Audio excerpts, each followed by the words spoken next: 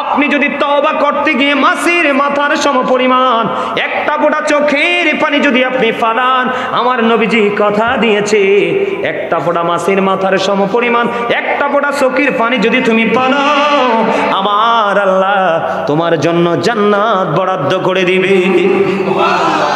এবার একটা ঘটনা বলি, ছোট্ট একটা হাদিস বন্ধু। জোহাইনা গোত্রের এক মহিলা ব্যভিচার করলেন। ব্যভিচারের মাধ্যমে তিনি সন্তান ধারণ করলেন। সন্তান ধারণ করার পরে ওই মহিলার বাবা কি করলেন, আমার নবীজির জামানায় আমার নবীজি ওই জোহাইনা গোত্রের ওই মহিলাটাকে আমার নবীজির কাছে নিয়ে গেলেন। বিস্তারিত সকল কিছু খুলে খুলে বললেন। বিস্তারিত সকল কিছু খুলে খুলে বলার কারণে আমার নবীজি বললেন, যাও যাও, বাবাকে বললেন খেয়াল করেন আমরা সবাই পাপী, আমি যদি বলি পাপীকে সবাই হাত তুলবো, কিন্তু নেকিকে বললে কেউ হাত তুলবো না, কারণ আমরা নিজেদেরকে এখনো নেককার বলে দাবি করতে পারি না। বাবা মেয়েটাকে নিয়ে আসলো, ইয়া রাসূলুল্লাহ আমার এই মেয়েটা ব্যভিচার করলো, ব্যভিচার করার পরে তার গর্ভে সন্তান চলে আসলো। আমার নবীজি দেখে বললেন, যাও যাও যাও, তুমি তোমার মেয়েটাকে তোমার বাড়ি নিয়ে যাও, ওই পর্যন্ত তাকে যত্ন সহকারে লালন পালন করতে থাকো। কি করতে থাকো? তাকে যত্ন সহকারে লালন পালন করতে থাকো। তুমি তাকে যখন সন্তান প্রসব করবে তখন এই মহিলাটাকে তুমি আমার কাছে নিয়ে আইসো। এই কথা যখন বললেন, এবার বাবা কি করলেন, মেয়েটাকে নিয়ে বাড়ি চলে গেলেন। মেয়েটাকে বন্ধু আদর যত্ন করে লালন পালন করে করে বন্ধু বড় দিন যখন ফুরিয়ে গেল, বাচ্চা যখন প্রসব করলো, করার পরে নবীজির কাছে নিয়ে আসলো। আসার পরে প্রাণের নবীজি গভীর খেয়াল, আপনি চিন্তা করবেন আল্লাহ রাব্বুল আলামিন বান্দার প্রতি কতটা দয়াময় বন্ধু। এবার মেয়েটাকে যখন নিয়ে আসলো, আনার পরে ওই মেয়েটাকে আমার নবীজি বললেন, তুমি গর্ত খনন করো। গর্ত খনন করার জন্য অর্ডার করলেন, গর্ত খনন করা হলো। এবার বললেন তার বডির কাপড় দিয়ে তাকে বেঁধে ফেলা হলো। বাঁধার পরে তাকে গর্তের মধ্যে ফালানো হলো। গর্তের মধ্যে ফালাইয়া পাথর নিক্ষেপ করতে শুরু করলো। পাথর নিক্ষেপ করতে করতে করতে করতে বন্ধু একটা সময় মহিলাটা ইন্তেকাল করলো। ইন্না লিল্লাহি ওয়া ইন্না ইলাইহি এই গর্ত পাথর মারতে মারতে বন্ধু ওই মহিলাটা ইন্তেকাল করলো। মহিলাটা ইন্তেকাল করার পরে সকল সাহাবাই কেরাম টেনশনে পড়ে গেল। আমার নবীজির অর্ডারে তাকে পাথর মারা হলো। পাথর মারতে মারতে মারতে মারতে তাকে হত্যা করা হলো। এবার কে রে ওই মহিলার জানাজা পড়াবে? এটা একটা চিন্তার কথা কিনা বলেন? কারণ নবীজি তো সামনে আছে। এখানে সমাধান একমাত্র আপনার আমার প্রাণের নবীজি দিবেন। বন্ধুরে আমার, সবাই টেনশন করতে করতে আমার নবী সেটার অবসান ঘটিয়ে দিলেন। অবসানটা হলো এমন, ও বন্ধু আপনার আমার প্রাণের নবী এবার ওই মহিলার জানাজা পড়ায় দিলেন। জোরে জোরে কন্যা সুবহানাল্লাহ। কি করে দিলেন? এই মহিলাটার জানাজা পড়িয়ে দিলেন। ওই মহিলাটার যখন জানাজা পড়িয়ে দিল, জানাজা পড়িয়ে দেওয়ার পরে কেউ সাহস করে না আমার নবীকে প্রশ্ন করতে, কিন্তু হযরতে ওমর একটা ডাক দিয়ে বললেন, ইয়া রাসূলুল্লাহ, ইয়া হাবিবাল্লাহ, নবী গো, ও প্রাণের নবী, আপনি তো বললেন তাকে পাথর মারার জন্য। পাথর মারতে মারতে মারতে মারতে তাকে হত্যা করা হলো। ইয়া রাসূলুল্লাহ, এখন আমি দেখতে পাইলাম আপনি নবী তাকে জানাজা পড়িয়ে দিয়েছেন। ইয়া রাসূলুল্লাহ, ইয়া হাবিবাল্লাহ, নবী গো, এটা কেমন করে সম্ভব?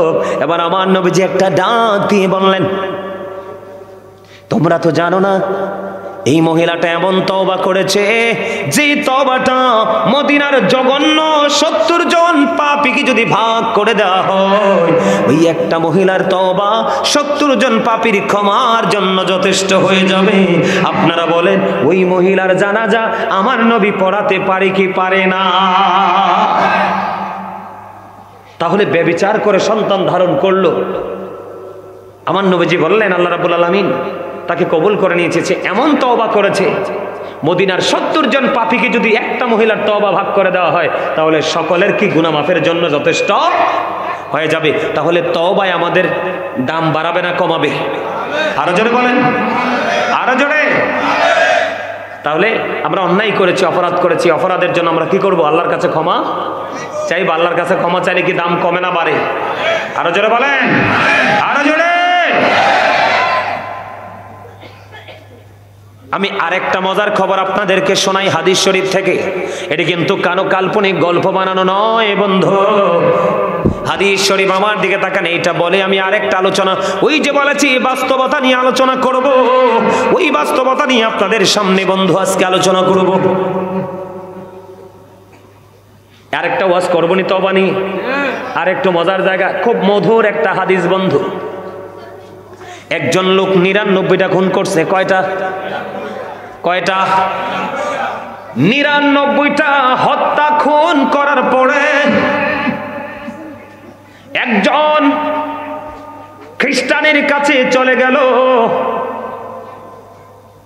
তিনি একজন ধর্মযাজক ছিলেন, ওনার কাছে গেলেন, উনি বুজুর্গ ছিলেন। ওনার কাছে গিয়ে প্রশ্ন করলেন, আমি একটা একটা করে ৯৯টা খুন করছি, আল্লাহ আমার অপরাধ ক্ষমা করবেন? উনি বললেন না। না বলতে দেরি, এবার কি করলেন তিনি? কেন না করলো? তাকেও সঙ্গে সঙ্গে হত্যা করে ফেলেছে। কয়টা হইছে? সমান সমান সমান সমান কয়টা হইছে? ১০০টা হইছে। ১০০টা হত্যা করার পরে এবার তিনি বন্ধু আরো বুজুর্গ খুঁজতেছেন। খুঁজতে খুঁজতে খুঁজতে খুঁজতে আল্লাহর একজন প্রিয় লোকের খবর পাইলেন। ওনার কাছে বিস্তারিত খুলে বললেন। খুলে বলার পরে আবার তিনি উত্তর দিয়ে দিলেন, অবশ্যই তোমার জন্য কত ক্ষমার দরজা খোলা আছে রে, কিন্তু এই ক্ষমাটা তোমাকে কেমন করে চাইতে হবে? তুমি যেখান থেকে এসেছো সেখানে আর ফিরে যেতে পারবা না, কারণ সেখানের মানুষগুলো খারাপ।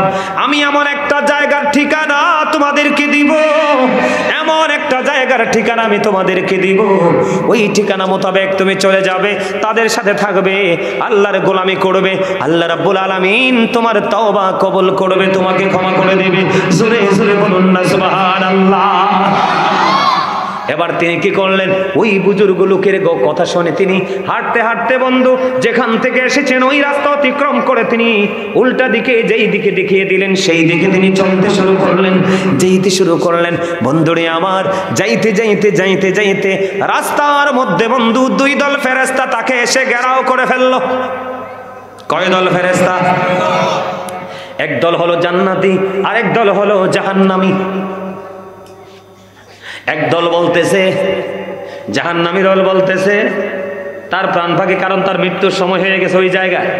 এক দল বলতেছে তোমাকে আমরা তোমার প্রাণ পাখি কেড়ে নিব। কারণ জান্নাতীরা বলতেছে না না না, তার প্রাণ পাখি হরণ করতে দিব না। কে করতে দিব না? আমরা জান্নাতীরা নিয়ে যাব। দুই পক্ষের মধ্যে, দুই গ্রুপের মধ্যে বন্ধু তর্ক বিতর্ক চলতেছে। তর্ক বিতর্ক চলতে চলতে চলতে চলতে শেষ পর্যন্ত আল্লাহ রাব্বুল আলামিনের পক্ষ থেকে ফয়সালা দানকারী হিসাবে আরেকজন ফেরেশতা আসলো। এসে এবার ওই ফেরেশতারা বন্ধু দুই গ্রুপের মধ্যে সমাধান করার জন্য একজন আসলো। আসার পরে তিনি বললেন, আমি একটা ফয়সালা করব, তোমরা দুই দল মেনে নিবে কিনা? কয় হ্যাঁ আমি মেনে নিব। মেনে নিবেন? কয় হ্যাঁ মেনে নিব। ফয়সালাটা কি? তোমরা রাস্তাটা মাপো, সে যেই দিক থেকে এসেছে ওই দিকে রাস্তা বেশি, নাকি যেই জান্নাতীদের ক্ষমা পাওয়ার জন্য যেই দিকে রওনা হইলেন ওই দিকে রাস্তাটা বেশি? যেই দিকের রাস্তাটা বন্ধু বেশি হবে কম হবে ওই দিকে তারা তার প্রাণ পাখিটা নিয়ে যাবে। এবার বন্ধু রাস্তা মাপা শুরু হলো, কতটুকু রাস্তা এসেছে আর জান্নাতি ক্ষমা পাওয়ার জন্য, জান্নাতীদের সাথে মিলিত হওয়ার জন্য কতটুকু রাস্তা বাকি আছে। যখন মাপা হলো, মাপা হওয়ার পরে মাপার পরে চাইয়া দেখলেন যেই দেশের উদ্দেশ্যে রওনা হয়েছে মাত্র আধা হাত বন্ধু বেশি গেছে। কত হাত? আধা হাত, মানে জান্নাতীদের দিকে একটু বেশি চলে গেছে। তার মানে এই দিকের জায়গা কম, যেই দিক থেকে আসছে সেই দিকের জায়গা বেশি। তার ওনার ফয়সালাটা ছিল যেই দিকের জায়গা কম হবে ওই দিকের ফেরেশতা তার প্রাণ পাখিটা কবজ করবে। এবার বন্ধু কি করলেন? ওনার কথা অনুযায়ী, বিচার অনুযায়ী এবার যখন দেখলেন আধা হাত পরিমাণ ওই জান্নাতীর দিকে বন্ধু এগিয়ে গেছে, আমার আল্লাহর ফয়সালা অনুযায়ী ওই ফেরেশতার ফয়সালা হলো তার প্রাণ পাখি নিবে জান্নাতীরা। জোরে জোরে কন্যা সুবহানাল্লাহ। তখন সে কি করছে? 100টা খুন করেছে। আমি আপনাদেরকে জাস্ট বুঝাচ্ছি কি করতেছি। যে পাপের পরিমাণটা 100টা খুন করার পরে যদি সে জান্নাতীদের সাথে মিলিত হওয়ার উদ্দেশ্যে রওনা দিয়া আধা হাত বেশি চলে যাওয়ার কারণে যদি জান্নাতি ফেরেশতারা তার প্রাণ পাখি নিতে পারে, তাহলে আপনি আমি তো আল্লাহর প্রিয় হাবিব, হাবিবুল্লাহর প্রিয় উম্মত, তাহলে আমরা আরো বেশি ক্ষমা পাওয়ার অধিকার আমাদের আছে, ঠিক কিনা বলেন? আরো জোরে বলেন না, আরো জোরে বলেন। আমার কথা কি আপনারা বুঝতে পারছেন? ওই ওয়াজটা করছি মা বোনদের জন্য, কোন জন্য? ওই হাদিসটা বলেছি সে ব্যভিচার করেছে, তারপরে আল্লাহ রাব্বুল আলামিন তাকে কি করেছে? ক্ষমা করে দিয়েছে। তাহলে আমরা তো অত জঘন্য পাপ করি নাই, তাহলে আমরা ক্ষমা পাবো এই প্রত্যাশা আমাদের আছে না নাই? আরো জোরে বলেন আছে না নাই? 100% আছে, আছে না? ওই যেটা আমি বলতেছিলাম বন্ধু, আপনাদেরকে ক্ষমার জায়গাটা একটুখানি পরিচয় করিয়ে দিলাম, আপনারা একটুখানি বুঝে নিবেন। ও বন্ধু আমার দিকে আপনারা তাকান, আমি বলেছিলাম জাহান্নামীদের জন্য কত ধরনের বন্ধু অপরাধ, কত ধরনের সাজা। বন্ধুরি আমার, ফুলচেরাতের পোলটা 30,000 বছরের রাস্তা হবে। কত হাজার? 30,000 বছরের রাস্তা হবে। চুলের চাইতে চিকন হবে, হীরার চাইতেও ধার হবে। উপরের দিক থেকে আগুন জ্বলন্ত, নিচের দিক দিয়ে আগুন উদিত। ও বন্দে ফুলচেরাতের পোল যদি তুমি পার হতে না পারো, নিচে জাহান্নাম, তোমাকে জাহান্নামে চলে যেতে হবে। জোরে জোরে নাউজুবিল্লাহ। আপনার জন্য আরো ভয়ঙ্কর খবর বন্ধু, পাপীদের জন্য প্রত্যেকের কবর থেকে ওই হাসরের ময়দান কমপক্ষে 50,000 বছরের রাস্তা হবে। কেমন করে বন্ধু তুমি যাবে? যদি তুমি মুমিন হও, আল্লাহ রাসূলের প্রেমিক হও। এই যে এটা মেরাজের চাঁদ, কিসের চাঁদ? আগামী 27 তারিখে মেরাজ উদযাপন করব আমরা, ঠিক কিনা বলেন? মেরাজের গুরুত্ব আছে না নাই আমাদের কাছে? আরো জোরে বলেন। আমরা মেরাজ করব কি করব না? আপনারা করবেন না মেরাজ? মেরাজের রাত্রিতে উদযাপন করবেন না? আওয়াজ এত ছোট কেন? আপনাদের এখানে হয় না মেরাজ উদযাপন হয় না? আরে মিয়া, মুসা নবী আল্লাহরে দেখতে চাইলো, আল্লাহ ডাইরেক্ট নিষেধ করে দিছে। মুসা কয় রব্বি ইয়ারনি, আল্লাহ কয় লাংতারানি। আর আপনার আমার নবী এমন একজন নবী যে চায় নাই, কিন্তু আল্লাহ নিজে দাওয়াত দিয়ে কোরআন শরীফে 15 পারা সূরা বনী ইসরাইলের 1ম নম্বর আয়াতটা পড়ে দেখবেন। আল্লাহ যে আল্লাহর হাবিবকে দাওয়াত করে নিচে 4-5 বরকতময় করে দিয়েছে। কেন? আল্লাহ কয় আমি আমার হাবিবকে যেন আমার নিদর্শনগুলো দেখাতে পারি। সুবহানাল্লাহ বলেন, আরে জোরে বলেন। বন্ধুরে আমার, আপনি যদি মুমিন হন, আপনি যদি আল্লাহওয়ালা হন, আপনি যদি আল্লাহর প্রিয় বুজুর্গ বান্দা হন, তাহলে বন্ধু আপনার জন্য হাসরের ময়দানে যাওয়ার জন্য 50,000 বছর রাস্তা পার হওয়ার জন্য আপনার জন্য জান্নাতি বাহন বরাদ্দ থাকবে। আর যদি পাপী হন, আপনাকে ওই 50,000 বছর রাস্তা হেঁটে হেঁটে যেতে হবে। তাহলে পাপীদের, মোট কথা হলো পাপীদের কোনো উপায় নেই। আমরা পাপী হয়ে কবরে যেতে চাই না, আমরা কি করতে চাই? জান্নাতি হয়ে কবরে যেতে চাই, আল্লাহর প্রিয় হয়ে কবরে যেতে চাই। এখন আসেন, এত সাজা কেন? ওই যে আমি বলেছি, আল্লাহ তো বলেছে আমাদেরকে সুন্দর করে বানাইছে, আল্লাহ তো বলেছে আমাদেরকে আল্লাহর মন মতো করে বানাইছে, কিন্তু এত কঠোর সাজার কারণ কি? এত কঠোর সাজা দিবেন কেন? এটার কারণ হলো, আমার দিকে তাকান, আল্লাহ বলেছেন সূরা ইউনূসের 44 নম্বর আয়াতে আল্লাহ বলেছেন, ইন্নাল্লাহা লা ইয়াযলিমুন নাসা শাইয়্যান ওয়ালাকিন্নান নাসা আনফুসাহুম ইয়াযলিমুন। আল্লাহ বলেছেন আল্লাহর বান্দার উপর জুলুম করে না, অত্যাচার করে না, বান্দা নিজের উপর বন্ধু অত্যাচার করে। জোরে জোরে কন্না নাউজুবিল্লাহ। আল্লাহ বলেছেন আল্লাহু লা ইউহিব্বুজ জালিমিন। আল্লাহ বলেছে আল্লাহর বান্দার উপর যারা জুলুম করে, নিজের উপর নিজে, আল্লাহ জালেমদেরকে পছন্দ করে না, ভালোবাসে না। আল্লাহ বলেছেন ওমালিজ জালিমিনা মিন আনসার। জালেমরা যখন বিপদে পড়ে যায়, আল্লাহ তাদের জন্য কোনো সাহায্যকারীও রাখে নাই। জোরে জোরে কন্না নাউজুবিল্লাহ। তাহলে দোষ, অপরাধের জন্য আমরা দোষ কাউকে দিতে পারি না, নিজের দায় নিজেকে নিতে। কি লাভ হবে আমি অন্যজনকে দোষে, সব পেয়েছি আমি আমার আপন কর্ম দোষে, ঠিক কিনা বলেন? তাহলে আমরা জাহান্নাম থেকে বাঁচতে চাই কি চাই না? যদি বাঁচতে চাই, আমি আমার আলোচনায় ঢুকতে চাই, বাস্তবতায় ঢুকতে চাই। আমার নবী কি উত্তম চরিত্র ছিল না? এটা বিশ্বাস করেন সবাই? সবাই সবাই বিশ্বাস করেন? আপনি যারা বিশ্বাস করেন না তাদেরকে বলি, কোরআন শরীফের 29 পারা সূরা কলাম খুলে দেখবেন, আল্লাহ বলেছেন ওয়া ইন্নাকা লাআলা খুলুকিন আযীম। আল্লাহু আকবার বলেন। আমার আল্লাহ ছিলেন, আমার রাসূল ছিলেন উত্তম চরিত্রের অধিকারী। জোরে সরে কন্যা সুবহানাল্লাহ। শুধু উত্তম চরিত্রের অধিকারী ছিলেন না, তিনি ছিলেন শ্রেষ্ঠ ট্রুথফুল। আলহামদুলিল্লাহ বলেন, আরো জোরে বলেন আলহামদুলিল্লাহ। এই আমার নবীজির কথাগুলো আপনাদের বিশ্বাস 100% হয়তো। এখন কিন্তু অনেকেই কাছে থেকে বলে হয়, দূরে গেলে মানে না। কিন্তু নবীজি যে সত্যবাদী, নবীজির কথার মধ্যে যে বিন্দু পরিমাণ কোনো গলদ নাই, এটা আপনার এটাকে ইনসিওর করেছে কারা? বেঈমান কাফেরেরা। কারা? আরো জোরে বলেন কারা? ইহুদিরা বলেছেন হি ওয়াজ ভেরি ট্রুথফুল। নবী ছিলেন শ্রেষ্ঠ সত্যবাদী। আওয়াজ করে বলেন সুবহানাল্লাহ। আরো জোরে বলেন না সুবহানাল্লাহ। বন্ধুরে আমার আবার দিকে তাকান। এই যে বাস্তবতাটা তুমি আজকের স্টেজ দিয়ে শুরু করি, আমরা যখন ওয়াজে যাই, ওয়াজ করি জুম্মার দিনে, যখন বন্ধু ইমাম সাহেব, খতিব সাহেব যখন জুম্মার বয়ান করে, আপনারা দেখবেন অনেকেই বন্ধু অমনোযোগী হয়। মনোযোগটা থাকে না, আছে না নাই? মনোযোগ থাকে না। এই মনোযোগ না থাকার কারণে, বন্ধু এই মনোযোগটা না থাকার কারণে মানুষের দুনিয়ার কাজও ভালো হয় না, আল্লাহর গোলামিও ভালো হয় না। মানে গোলামিটাও সঠিকভাবে করা হয় না, দিন দুনিয়ার কাজটাও ভালোভাবে করা হয় না। বন্ধুরে আমার দিকে খেয়াল করেন। আমার নবী, আপনার নবী, দু জাহানের বাদশা নবী রাহমাতাল লিল আলামিনের কাছে একদিন এক ইহুদি আসলেন দিন সম্পর্কে শিক্ষা নেওয়ার জন্য। ওই ইহুদি আসলেন ওট নিয়ে যখন ওই ইহুদি আসলো, আসার পরে নবীজির দরবারে বসলেন। নবীজি আবার বয়ান দিচ্ছেন। বন্ধুরে আমার, কথা বলে না, কথা বলো কেন?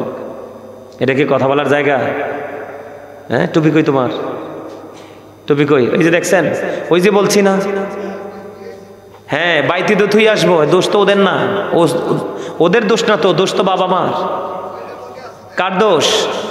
আর যারা বলেন বাবা মার দোষ। কারণ বাবা মা তার সন্তানের দায়িত্ব যত্ন সহকারে পালন করে। কিন্তু every parent should take care their children very carefully. প্রত্যেকটা পিতামাতার উচিত তাদের সন্তানের দায়িত্ব যত্ন সহকারে পালন করা। আর আমরা সন্তান হিসাবে we should Obi our parents. আমাদের প্রত্যেকের উচিত আমাদের পিতামাতাকে মান্য। বাবা মা যদি সঠিক শিক্ষাটা দিত, তাহলে কিন্তু ছেলেটার পকেটে যেমনি মোবাইলটা আছে, তেমনি কিন্তু টুপিটাও থাকতো। মোবাইল থাকে কিন্তু টুপি থাকে। এটা আমাদের জন্য মুসলমান হিসেবে অত্যন্ত লজ্জাজনক বিষয়। কি বিষয়? অত্যন্ত লজ্জাজনক বিষয়। আমার দিকে তাকান। আমি আমার যে মূল আজকের আলোচনা, আমি সেই দিকে বন্ধ যাইতে চাই। আমার নবী, আপনার নবী, দু জাহানের বাদশা নবী রাহমাতুল লিল আলামিন, তিনি বন্ধু জানিয়ে দিয়েছেন। আমার দিকে তাকান। এক ইহুদি আসলেন আমার নবীজির কাছে দিনের শিক্ষা নেওয়ার জন্য। এবার ইহুদি আসলেন একটা ওট নিয়ে। আমার নবীজির সামনে যখন বসলেন, বসার পরে নবীজি বন্ধু দিনের সম্পর্কে দাওয়াত দিচ্ছে। কিন্তু নবীজি যে কথাগুলো বলছে, ওই কথাগুলোর মধ্যে বন্ধু ওই ইহুদির মন নাই। ইহুদি কি করতেছেন? একবার নবীজির দিকে তাকায়, আর একবার বন্ধু তার ছাড়া ওটের দিকে তাকায়। একবার আমার নবীজির দিকে তাকায়, আর একবার বন্ধু ছাড়া, একবার আমার নবীজির দিকে তাকায়, আর একবার বন্ধু ওই ছাড়া ওটের দিকে তাকায়। নবীজি দেখতে পাইলেন যে তার আমার দিকেও তার খেয়াল, তার ওঠের দিকেও খেয়াল, একসাথে দুই দিকে খেয়াল করার কারণে বন্ধু তার দিনের সম্পর্কে শিক্ষাটা হচ্ছে। এবার আমার নবীজি তাকে ধমক দিলেন না, তার প্রতি বিরক্ত হলেন না, তার প্রতি রাগান্বিত হলেন না। আমার নবীজি একটা ডাক দিয়ে বললেন, তুমি তোমার ওই ওটটাকে বেঁধে আসো। কি করে আসো? এখানে বাস্তবতাকে নবী মূল্যায়ন করেছে কিনা? বলে হুজুর বাস্তবতা কোনটা? বাস্তবতা হলো বন্ধু ওই মরুচারীদের জন্য গুরুত্বপূর্ণ অর্থনৈতিক ভূমিকা রাখতো বন্ধু লালুট। এই মরুচারীদের জন্য গুরুত্বপূর্ণ সম্পদ ছিল বন্ধু ওট। এই জন্য আমার নবী তার সম্পদকে সুরক্ষিত করতে বলেছেন। তার কারণ হলো ওটটা ছাড়া ছিল, ওটটা ছেড়ে দিলে এইটা যদি মনের অজান্তে অন্য কোনো গন্তব্যে, অজানা গন্তব্যে চলে যায়, এই জন্য আমার নবীজি বলেছেন তুমি তোমার সম্পদকেও সুরক্ষিত করো এবং তুমি তোমার দিন সম্পর্কে শিক্ষা নিতে এসেছো, তুমি শিক্ষাটাও নিয়ে যাও। পরে ওই ইহুদি বন্ধু ওটটাকে বেঁধে পড়ে নবীজির বক্তব্য শুনলেন।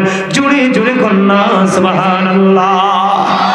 আজকে যে আপনি জান্নাতের বাগানে এসেছেন, এটার সাথে এক্সাম্পল হলো এই মাহফিল বছরে একবার হবে।